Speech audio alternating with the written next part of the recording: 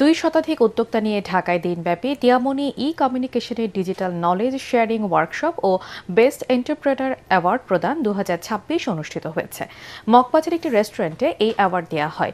দিয়ামনি কমিউনিকেশনের চেয়ারম্যান মোহাম্মদ মনিরুজ্জামান অপূর্ব সভাপতিত্বে অনুষ্ঠানে প্রধান অতিথি ছিলেন নিজের বলার মতো একটি গল্প ফাউন্ডেশনের প্রতিষ্ঠাতার সভাপতি ইকবাল জাহিদ, প্রধান আলোচক সঙ্গীত শিল্পী ও চলচ্চিত্র পরিচালক SD রুবেল।